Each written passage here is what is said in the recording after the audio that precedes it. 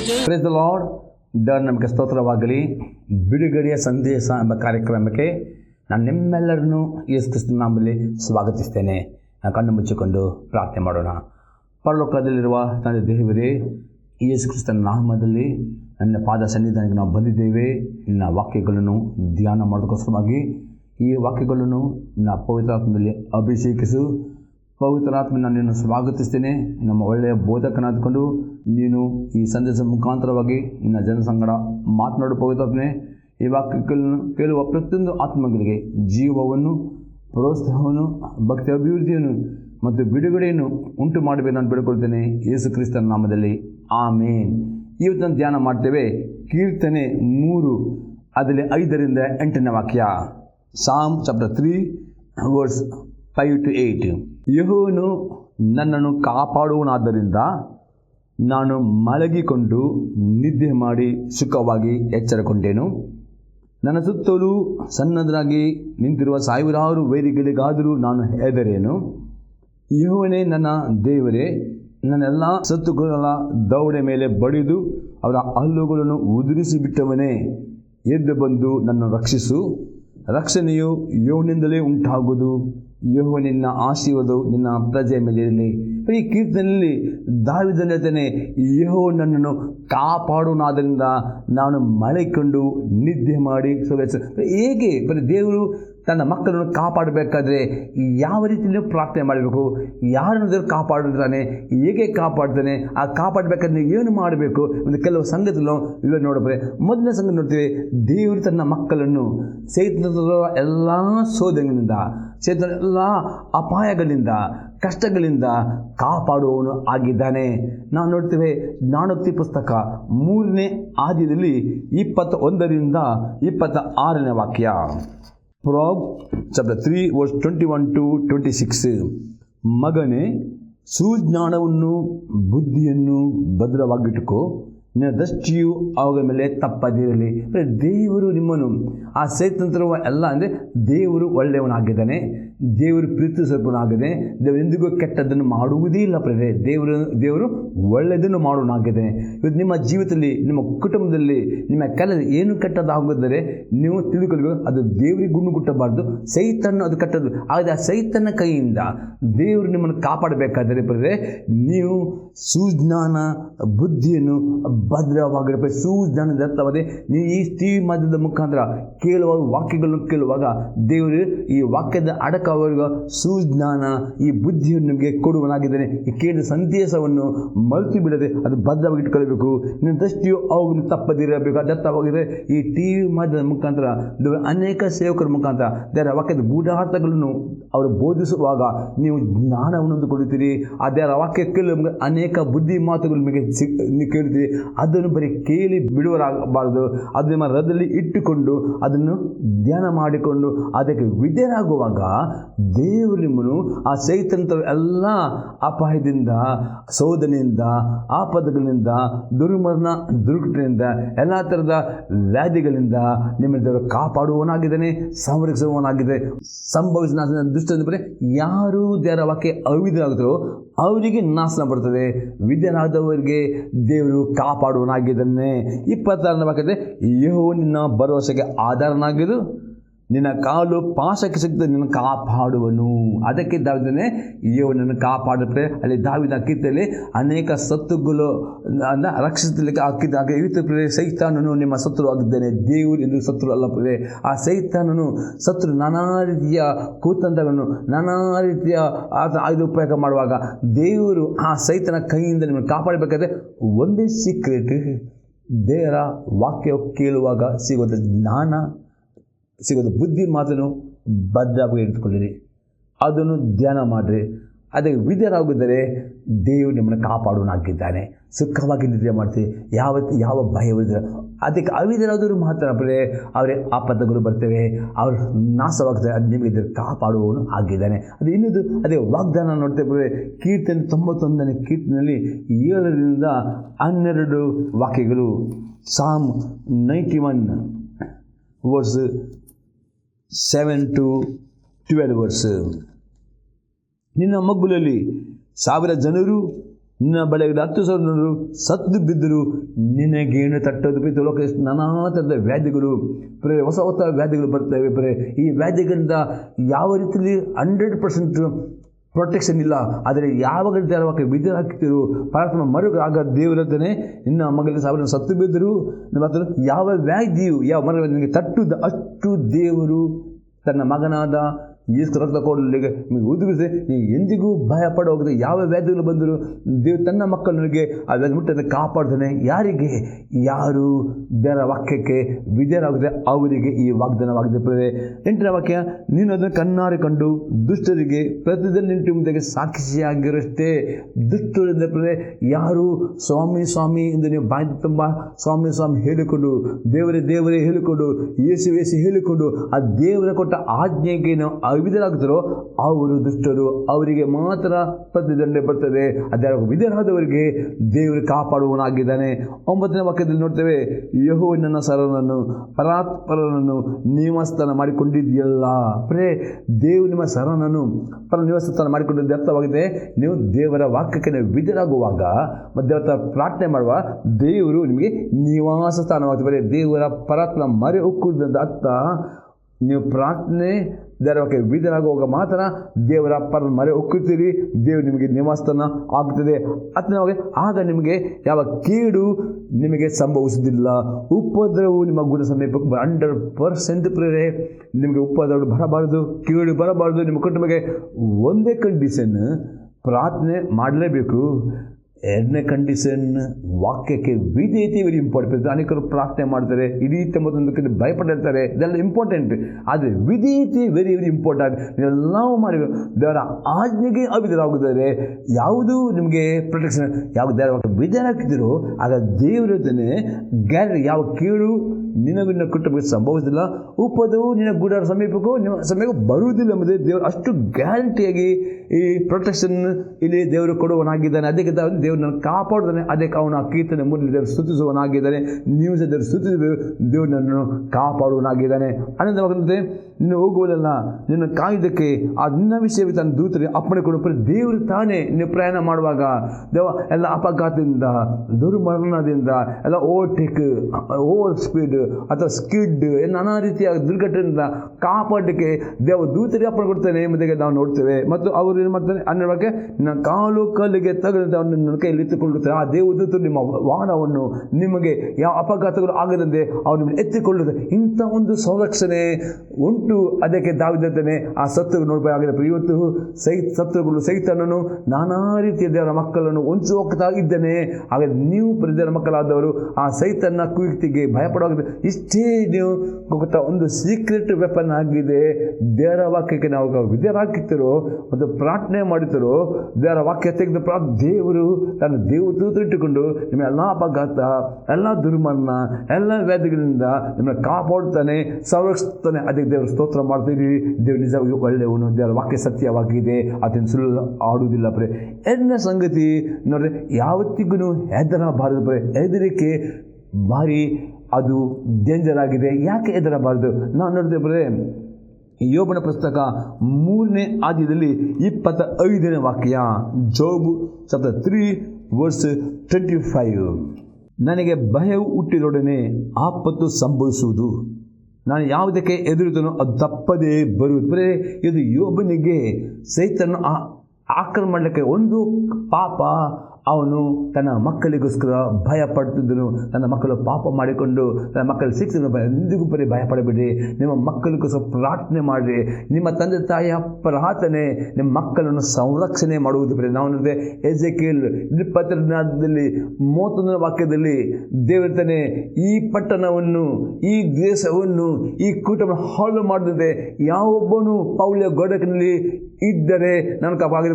ನಿಮ್ಮ ಕುಟುಂಬ ನಿಮ್ಮ ಮಕ್ಕಳು ಹಾಳಾಗದಂತೆ, ಅಪಘಾತ ಬೀಳದಂತೆ ನೀವು ಯಾರೊಬ್ಬರು ಆ ಮಧ್ಯಸ್ಥಿಕೆ ಪ್ರಾರ್ಥನೆಯಲ್ಲಿ ದೇವರ ಸನ್ನಿಧಿ ಬಂದು ಪ್ರಾರ್ಥನೆ ಮಾಡಿದ್ರೆ 100% ದೇವರನ್ನು ಕಾಪಾಡುವವನಾಗಿದೆ. ಯಾಕೆ ದೇವರು ತನ್ನ ಮಕ್ಕಳ ಪ್ರಾರ್ಥನೆಗೆ ಉತ್ತರ ಕೊಡುವ ದೇವರ ಪ್ರೀತಿ, ಆ ಪ್ರೀತಿಯಿಂದ ನೀವು ಕೈಕೊಂಡು ನಡೀತಿರೋ ಹೆದರಿಕೆಯು ನಿಮ್ಮನ್ನು ಮುಟ್ಟುವುದಿಲ್ಲ, ಹೆದರಿಕೆ ಆತ್ಮಗೆ ನಿಮ್ಮನ್ನು ಅಟ್ಯಾಕ್ ಮಾಡಿ ಅವನಿಗೆ ಅವಕಾಶ ಸಿಗುವುದಿಲ್ಲ. ಹಾಗಾದರೆ ಈ ರೀತಿ ನೀವು ಹೆದರಿಕೆ ಆತ್ಮನನ್ನು ನೀವು ಎದುರಿಸಬೇಕಿದ್ದ ಆತ್ಮ ಆಗ ನಿಮಗೆ ಯಾವ ಭಯ ಬರುವುದಿಲ್ಲ, ಯಾವ ಆಪತ್ತು ಬರುವುದಿಲ್ಲ. ಯಾಕಂದರೆ ದೇವರು ನಿಮ್ಮ ಸಂಗಡ ಇದ್ದುಕೊಂಡು ನಿಮ್ಮೆಲ್ಲ ದೇವರು ಕಾಪಾಡುವನಾಗಿದ್ದಾನೆ. ಅದೇ ವಾಗ್ದಾನ ನೋಡೋಪ್ರೆ ಐಜಯ ಪ್ರವಾದನೆ ಪುಸ್ತಕ 41ನೇ ಅಧ್ಯಾಯದಲ್ಲಿ 10-14 ವಾಕ್ಯ. ಐಜಯ 41 10-14. ಪ್ರಜೆಯೇ, ನೀನಂತೂ ಹೆದರಬೇಡ, ನಾನೇ ನಿನ್ನೊಂದಿಗಿದ್ದೇನೆ, ದಿಗ್ಭ್ರಮೆಗೊಳ್ಳದಿರು. ನಾನು ನಿನ್ನ ದೇವರು, ನಾನು ನಿನ್ನನ್ನು ಬಲಪಡಿಸ್ತೇನೆ, ಹೌದು ನಿನಗೆ ಸಹಾಯ ಕೊಡುತ್ತೇನೆ. ನನ್ನ ಧರ್ಮದ ಬಲಗೈಯನ್ನು ನಿನಗೆ ಆಧಾರ ಮಾಡುತ್ತೇನೆ. ನಿನ್ನ ಮೇಲೆ ಕಿಡಿಕಿಡಿ ಆದವರು ಆಸಭಂಗಪಟ್ಟು ಅವಮಾನ ಹೊಂದುವರು. ನಿನ್ನ ಸಂಗಡ ವ್ಯಾಜ್ಯವಾಡಿದವರು ನಾಶವಾಗಿ ಇಲ್ಲದೆ ಹೋಗುವರು. ನಿನ್ನೊಡನೆ ಹೋರಾಡಿದವರನ್ನು ಹುಡುಕಿದರೂ ಅವರು ನಿನಗೆ ಕಾಣಿಸರು. ನಿನಗೆ ವಿರುದ್ಧವಾಗಿ ಯುದ್ಧ ಮಾಡಿದವರು ಇಲ್ಲದೆ ಹೋಗಿ ನಿರ್ನಾಮವಾಗುವರು. ಭಯಪಡಬೇಡ, ನಾನು ನಿನಗೆ ಸಹಾಯ ಮಾಡುತ್ತೇನೆ ಎಂದು ನಿನಗೆ ಹೇಳುವ ನಿನ್ನ ದೇವರ ಯೆಹೋವನೆಂಬ ನಾನಿನ್ನ ಕೈ ಹಿಡಿಯುತ್ತೇನಲ್ಲ.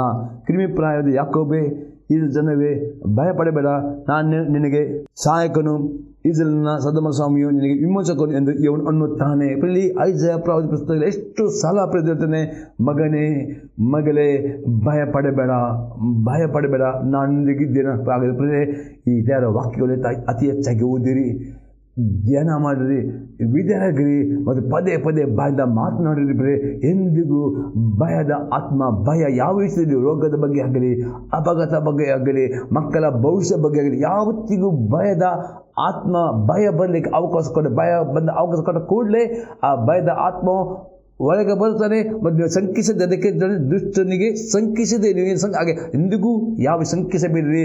ದೇವರ ವಾಕ್ಯ ಸತ್ಯವಾಗಿದೆ, ದೇವರ ವಾಗ್ದಾನ ಸತ್ಯವಾಗಿದೆ, ದೇವರು ಸತ್ಯವಂತನಾಗಿದೆ. ಈ ವಾಗ್ದಾನ ನಂಬಿರಿ, ಈ ವಾಗ್ದಾನ ವಿದ್ಯಾರಾಗಿದೆ. ಆಗ ಭಯ ಪಡಬೇಡಿ, ಯಾಕೆ ದೇವರು ನಿಮ್ಮ ಸಂಗಡ ಇರುವಾಗ ಯಾವತ್ತಿಗೂ ಯಾವ ಕೇಳಿ ಭಯಪಡ ಅಗತ್ಯ ದೇವರಾತ್ಮತೆ ಹೇಳಿತ್ತು. ಅನೇಕರು ಪ್ರವಾದಿ ದೇವರಾತ್ಮತೆ ಎಂದಿಗೂ ಭಯಪಡಬೇಡಿ. ಇನ್ನೊಂದು ವಾಕ್ಯ ನೋಡಿದ್ರೆ ಐಜಯ ಪ್ರವಾದಿ ಪುಸ್ತಕ 43ನೇ ಅಧ್ಯಾಯದಲ್ಲಿ 1-3 ವಾಕ್ಯ. ಐಜಯ ಚಾಪ್ಟರ್ 43 1-3. ಈಗಲಾದರೂ ಯಾಕೋಬ ವಂಶವೇ, ಇಸ್ರಾಯೇಲ್ ಸಂತಾನವೇ, ನಿನ್ನನ್ನು ಸೃಷ್ಟಿಸಿ ರೂಪಿಸಿದವನಾದ ಯೆಹೋವನು ಹೀಗನ್ನುತ್ತಾನೆ, ಭಯಪಡಬೇಡ, ನಾನು ನಿನ್ನನ್ನು ವಿಮೋಚಿಸಿದ್ದೇನಲ್ಲ, ನಿನ್ನ ಹೆಸರು ಕರೆದನಲ್ಲ, ನನ್ನವನೇ. ನಿನ್ನ ಜಲರಾಶಿನ ಹಾದು ಹೋಗುವಾಗ ನಾನು ನಿನ್ನ ಸಂಗಡ ಇರುವೆನು, ನದಿಯನ್ನು ದಾಟುವಾಗ ಅವನನ್ನು ಮುಳುಗಿಸವು, ಊರಿಯಲ್ಲಿ ನಡೆಯುವಾಗ ನಿನ್ನ ಕಂದದಿರುವಿ, ಜ್ವಾಲೆಯು ನಿನ್ನನ್ನು ದಹಿಸದು ಎಂದ ನಾನೇ ನಿನ್ನ ದೇವರಾಗಿದ್ದಷ್ಟೇ. ಇಸ್ರಾಯೇಲ್ ಸದಮ ಸಂವಿಧಾನ ರಕ್ಷಕರು. ಪುನಃ ಇಲ್ಲಿ ದೇವರತನೇ, ಮಗನೇ ಮಗಳೇ, ನಿನ್ನ ಜಲರಾಶಿನ ಹಾದು ಹೋಗುವಾಗ ನನ್ನ ಸಂಗಡ. ಪ್ರತಿಯೊಂದು ಪರಿಸ್ಥಿತಿಗಲಿ, ಪ್ರತಿಯೊಂದು ಸೋದರ ದೇವ್ರ ಇವತ್ತು ಯಾಕೆ ನಮ್ಮ ಮಕ್ಕಳಲ್ಲಿ ಕೆಲವು ಸೋದನೆ ಬರ್ತವೆ? ಯಾಕಂದರೆ ದೇವರು ನಿಮ್ಮ ನಂಬಿಕೆ ಪರೀಕ್ಷೆ ಮಾಡೋದಕ್ಕೆ, ಒಂದು ನಂಬಿಕೆಯಲ್ಲಿ ಅಭಿವೃದ್ಧಿ. ಇವತ್ತು ಒಂದು ಮಗು ಅಂಗನವಾಡಿ ಶಾಲೆಗೆ ಹೋಗ್ತದೆ, ಆ ನಂತರ ಫಸ್ಟ್ ಸ್ಟ್ಯಾಂಡರ್ಡ್ ಸೆಕೆಂಡ್ ಸ್ಟ್ಯಾಂಡರ್ಡಿಂದ 10th ಸ್ಟ್ಯಾಂಡರ್ಡ್ ಹೋಗಬೇಕಾದ್ರೆ ಪ್ರತಿಯೊಂದು ಆ ಮಗುಗೆ ಫಸ್ಟ್ ಸ್ಟ್ಯಾಂಡರ್ಡಿಂದ ಒಂದು ಸಣ್ಣ ಸಣ್ಣ ಪರೀಕ್ಷೆ ಇರ್ತದೆ. ಯಾಕಂದರೆ ಆ ಮಗು ಆ ಶಾಲೆಗೆ ಹೋಗಿ ಎಷ್ಟು ಕಲಿತಾಳೋ ಎಂಬುದಾಗಿ ನೋಡೋದಕ್ಕೆ ಅಲ್ಲಿರುವ ಆ ಟೀಚರ್ಸ್ನವರು ಆ ಮಕ್ಕಳಿಗೆ ಪರೀಕ್ಷೆ ಕೊಡ್ತಾರೆ. ಆ ಪರೀಕ್ಷೆಯಲ್ಲಿ ಪಾಸ್ ಆಗುವಾಗ ಗೊತ್ತಾಗ್ತದೆ ಆ ಮಕ್ಕಳಲ್ಲಿ ಅವರು ಕೊಟ್ಟ ಪಾಠಗಳು ಎಷ್ಟು ಕಾರ್ಯವಾಗಿದೆ. ಅದೇ ರೀತಿ ದೇವರು ನಮಗೆ ಕೊಟ್ಟ ಪಾಠ ಪುಸ್ತಕ ಒಂದೇ ಪುಸ್ತಕವಾಗಿದೆ, ಅದು ಬೈಬಲ್ವಾಗಿದೆ. ಬೈಬಲಲ್ಲಿ 66 ಪುಸ್ತಕ ಉಂಟು. ದೇವರು ನೋಡ್ತಾನೆ ತನ್ನ ಮಕ್ಕಳು 66 ಪುಸ್ತಕ ಚೆನ್ನಾಗಿ ಓದಿದ್ದರು, 66 ಪುಸ್ತಕ ಚೆನ್ನಾಗಿ ಧ್ಯಾನ ಮಾಡಿದರು. ಈ 66 ಪುಸ್ತಕದಲ್ಲಿ ದೇವರ ಮಕ್ಕಳಲ್ಲಿ ಎಷ್ಟು ವಾಕ್ಯಗಳು ಉಂಟು ಮತ್ತು ಪರೀಕ್ಷೆ ಮಾಡೋದಕ್ಕೆ ದೇವರು ಸೈತಾನ್ಯ ಕೆಲಸ ಅಪ್ಪನ ಕೊಡ್ತಾನೆ. ಕೆಲವೊಂದು ಸೋದರಿಗಳು ಕಷ್ಟ ಆಗ ಪ್ರಿಯರೇ, ನಿಜವಾಗಿ ದೇವರ ವಾಕ್ಯ ನಿಮ್ಮ ನೆಲೆಗೊಳ್ಳುವುದಾದರೆ ನೀವು ಆ ಪರೀಕ್ಷೆ ಪಾಸ್ ಆಗ್ತೀರಿ. ಅದಕ್ಕೆ ಇಲ್ಲಿ ದೇವರತಾನೆ, ನನ್ನ ಮಗನೇ ಮಗಳೇ, ಭಯಪಡಬೇಡ, ಯಾವ ಸೋದರಿಗಳು ಬಂದರೂ ಭಯಪಡಬೇಡ, ದೇವರಿನ ಸಂಗಡ ಇದ್ದುಕೊಂಡು ಎಲ್ಲ ಸೋದರಲ್ಲಿ ದೇವರು ತಪ್ಪಿಸುತ್ತಾನೆ. ನಾವು ಒಂದು ಎಕ್ಸಾಮ್ ಮಾಡ್ತೀವಿ, ಆ ದಾನಿಯೇಲ್ ಎಂಬ ಪ್ರವಾದಿಗೆ ಪ್ರಿಯರೇ, ಅಲ್ಲಿ ಒಂದು ಸೋದರಿ ಮತ್ತು ಏನಂದರೆ ಆ ಒಂದು ನೆಬೂಕದ್ನೆಚ್ಚರನು ನಿಲ್ಲಿಸಿದ ದೊಡ್ಡ ಪ್ರತಿಮೆಗೆ ಮೊಣಕಾಲಿಟ್ಕೊಂಡು ನಮಸ್ಕಾರ ಮಾಡಬೇಕು. ಮತ್ತು ಅದೇ ದಾನಿಯೇಲನು ಅತಿ ಸ್ಪಷ್ಟತೆ ಅರಸೆ ಚಿರಂಜೀವಿ ಆಗಿರು, ನಾನು ದೇವರು ಜೀವಂತ ದೇವರಾಗಿದ್ದಾನೆ, ಅದಕ್ಕೋಸ್ಕರ ನಾನು ಸಾಯಲಿಕ್ಕಿದ್ದ ಅದನ್ನ ಆ ಮೂರ್ತಿ ಅಡ್ಡಬಿಡು. ಆ ರೀತಿ ಆ ದಾನಿಯೇಲ್ ಆ ಸದ್ರ ಅವ್ರು ಧೈರ್ಯವಾಗಿದ್ದರು. ದೇವರು ಆ ಬೆಂಕಿಯಲ್ಲಿ ಯೇಸು ಕ್ರಿಸ್ತನು ಅವರ ಸಂಗಡ ಬಂದು ಬೆಂಕಿಯಿಂದ ಅದನ್ನು ಕಾಪಾಡಿದರು. ಆ ರೀತಿ ನಿಮ್ಮ ಆ ದಾನಿಯೇಲನ ನಂಬಿಕೆ ಪರೀಕ್ಷೆಗಳು ಆ ರೀತಿ ಅಲ್ಲಿ ಅವನು ಪಾಸ್ ಆದ ಇದೆ. ಪರೀಕ್ಷೆಗಳು ಬರ್ತವೆ, ನೀವು ಪಾಸ್ ಆಗಬೇಕು. ಆಗಬೇಕಾದ್ರೆ ದೇವರ ವಾಕ್ಯ ನಿಮ್ಗೆ ಗೊತ್ತಿರಬೇಕು. ದೇವರು ಎಲ್ಲ ನಿಮ್ಮ ಸಂಗಡ ನಿಂತುಕೊಂಡು ನಿಮ್ಮನ್ನು ಕಾಪಾಡ್ತಾರೆ. ಮತ್ತು ಉರಿಯಲ್ಲಿ ಕಂಡು ಈ ರೀತಿ ಸಿಂಹಗಳ ಗವಿಗೆ ದಾನ್ಯನ ಹಾಕಿದರು. ದಾನ್ಯನು ಭಯ ಪಡಲಿಲ್ಲ. ಯಾಕೆ? ಅವನು ದೇವರಿಗೆ ವಿಧೇಯನಾಗಿದ್ದನು, ದಿನಕ್ಕೆ 3 ಸಲ ಪ್ರಾರ್ಥನೆ ಮಾಡಿದನು, ತನ್ನ ಅರಸನಿದ್ದರು. ಆ ನಿಮಿತ್ತ ದೇವದೂತರು ಆ ಸಿಂಹದ ಆ ರೀತಿ ಯಾವ ಪರಿಸ್ಥಿತಿ ಬರುತ್ತದೆ? ಯಾಕಂದರೆ ನಿಮ್ಮ ನಂಬಿಕೆಯನ್ನು ಪರೀಕ್ಷೆ ಮಾಡಿದಾಗ ಆ ಪರೀಕ್ಷೆ ಪಾಸ್ ಆಗಬೇಕಾದ್ರೆ ದೇವರ ವಾಗ್ದಾನಗಳನ್ನು ನಂಬಿರಿ, ವಾಕ್ಯಗಳನ್ನು ಓದಿರಿ, ವಾಕ್ಯ ವಿಧೇಯರಾಗಿರಿ ಮತ್ತು ಅಷ್ಟೇ ವಾಕ್ಯ ಬಾಯಿಂದ ಮಾತನಾಡಿರಿ. ಯಾವ ಥರದ ಹೆದರಿಕೆಗೆ ಅವಕಾಶ ಕೊಡಬೇಡಿ. ದೇವರು ಕೊಟ್ಟ ಆತ್ಮವು 51:12-16 ನಾನೇ ನಿನ್ನನ್ನು ಸಂತೈಸುವವನಾಗಿರುವಲ್ಲಿ ಮೃತ ಮನುಷ್ಯನಿಗೆ ಹುಲ್ಲಿಗೆ ಗತಿಗೆ ಬರುವ ನರದನಿಗೆ ಭಯಪಡನು. ಎಂಥವನು ಪ್ರಿಯಲಿದ್ದಂತೆ ಹುಲ್ಲಿನ ಒಬ್ಬ ಮನುಷ್ಯನು ಎಂದಿಗೂ ಮನುಷ್ಯರಿಗೆ ಭಯಪಡಬಾರದು. ಯಾಕಂದರೆ ಅವನು ಹುಲ್ಲಿನ ಗತಿಗೆ ಬರೋ ನರ ಯಾಕೆ ಭಯಪಡುತ್ತೆ ಎಂಬ ದೇವರಲ್ಲಿ ಕಲ್ತಾನೆ. ಅದು ನನ್ನ ವಾಕ್ಯ. ಆಕಾಶ ಮಂಡಲವನ್ನು ಹರಡಿ ಭೂಲೋಕವನ್ನು ಸ್ಥಾಪಿಸಿದ ನಿನ್ನ ಸೃಷ್ಟಿಕರ್ತನಾದ ಯೆಹೋವನನ್ನು ಮರೆತು ಬಿಟ್ಟಿಯಾ?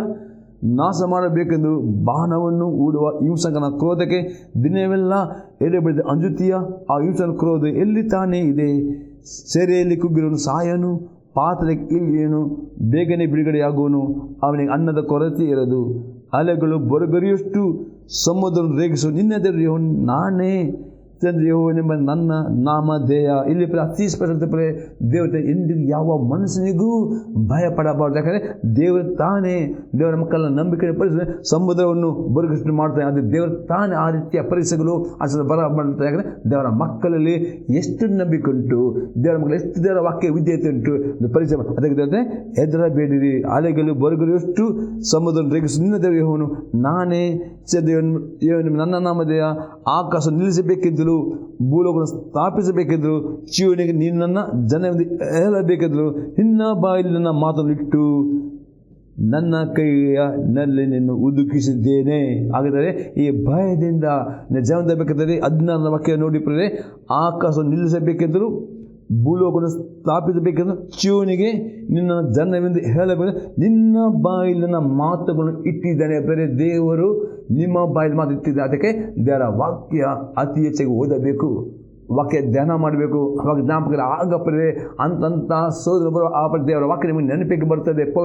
ಆಗ ವಾಕ್ಯ ನೀವು ಬಾಯಿಂದ ಮಾತನಾಡಬೇಕು. ಯಾಕಂದರೆ ದೇವರು ನಿಮ್ಮಲ್ಲೇ ಮಾತನಾಡಿ ಅದನ್ನು ಮಾತನಾಡುವಾಗ ಮಾತ್ರ ಆ ಸೈತಾನನು, ಆ ಭಯದ ಆತ್ಮನು, ಆ ಪದಗಳು, ಆ ಎಲ್ಲ ಸಂಗತಿಗಳು ಅದು ಆ ಸೈತ ಓಡಿ ಹೋಗ್ತಾನೆ.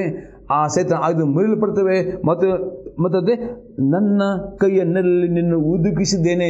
ದೇವರು ನಿಮ್ಮನ್ನು ಪ್ರತಿಯೊಬ್ಬರು ತನ್ನ ಕೈಯನ್ನೆಲ್ಲ ಉದುಗಿಸಿದ್ದ ದೇವರು ನಿಮ್ಮ ಸಂಗಡ ಇದ್ದಾನೆ. ಪರಿಯದವ್ರೆ ಯಾವತ್ತಿಗೂ ಭಯಪಡಬೇಡಿ. ನೀವು ದೇವರ ಕೈಯನ್ನಲ್ಲಿ ಉದುಗಿಸಿದ್ದಾನೆ. ಅದಕ್ಕೆ ನೀವು ಮಾತನಾಡಬೇಕಾಗಿ ನಿಮ್ಮ ಬಾಯಿಲಿದ್ದರೆ ಮಾತಾಡ್ತಾನೆ, ಅದು ಮೌನ ಆಗಬೇಡಿ. ಆ ಭಯ ಬರುವಾಗ ಇಮಿಡಿಯೇಟ್ ಬರೀ ಸೈತಾನ ನಿಮ್ಮನ್ನು ಆಕ್ರಮಣ ನಿಮ್ಮ ಮನಸ್ಸಿನಲ್ಲಿ ಬರೀ ಸೈತಾನ ಯುದ್ಧ ಭೂಮಿ ನಿಮ್ಮ ಮನಸ್ಸು. ಅದಕ್ಕೆ ದೇವರ ಆತ್ಮರ್ತೇನೆ ಆ ನಿಮ್ಮ ಮನಸ್ಸಲ್ಲಿ ಆ ಭಯದ ಆಲೋಚನೆ ಬರುವಾಗ ಇಮ್ಮಿಡಿಯೇಟ್ ಈ ವಾಗ್ದಾನಗಳನ್ನು ಅರಿಕೆ ಮಾಡಿ ಆ ಭಯದ ಆಲೋಚನೆ ನಿಮ್ಮ ಮನಸ್ಸಿನಿಂದ ಬಿಟ್ಟು ಹೋಗೋ ತನಕ ಹೀಗೆ ನೀವು ಯುದ್ಧ ಮಾಡಬೇಕು. ಆ ಭಯಕ್ಕೆ ಆಸ್ಪದ ಕೊಟ್ಟು ದೇವ್ರ ಸಂಗಡ ಇದ್ದಾನೆ. ಆತನ ಕಾಪಾಡುವನಾಗಿದ್ದಾನೆ, ಆತನು ನಿಮಗೆ ಧೈರ್ಯ ಕೊಡುವನಾಗಿದ್ದಾನೆ, ಎಲ್ಲ ಜಯ ಕೊಡ್ತಿದ್ದೆ. ಒಂದೇ ಕಂಡೀಷನ್, ಆತನ ಸ್ವರಕ್ಕೆ ಆತ ವಾಕ್ಯ ವಿದ್ಯರಾಗಬೇಕು.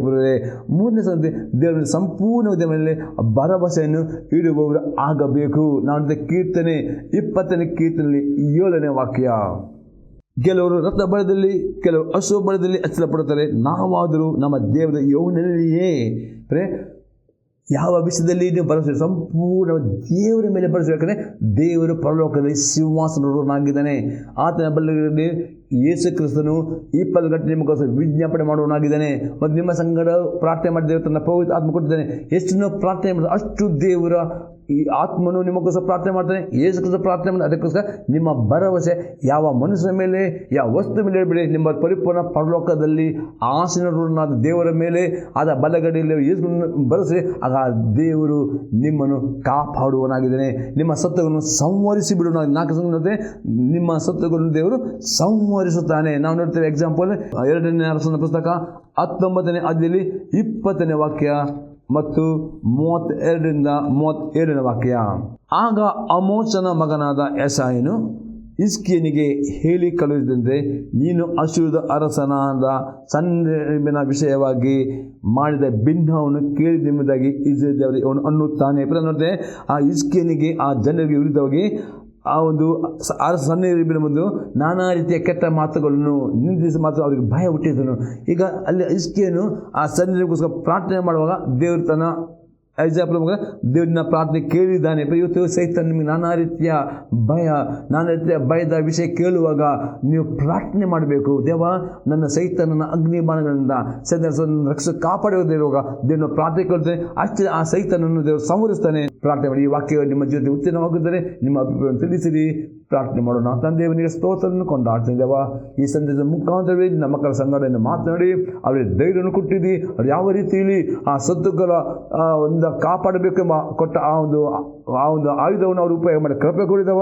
ಪ್ರತಿಯೊಬ್ಬರಿಗೆ ಪ್ರಾರ್ಥನೆ ಮಾಡೋದಕ್ಕೆ, ವಾಕ್ಯ ವಿಧರಾಗುವುದಕ್ಕೆ, ವಾಕ್ಯ ಮಾತನಾಡುವುದಕ್ಕೆ ಈ 3 ಆಯುಧವನ್ನು ಉಪಯೋಗ ಮಾಡಿಕೊಂಡು ಎಲ್ಲ ಸತ್ತುಗಳ ಕೈಯಿಂದ ದೇವ ಇನ್ನು ಮಕ್ಕಳನ್ನು ಕಾಪಾಡಬೇಕೆಂದು ಬೇಡಿಕೊಳ್ತೇನೆ ಯೇಸು ಕ್ರಿಸ್ತನ ನಾಮದಲ್ಲಿ. ಆಮೇನ್.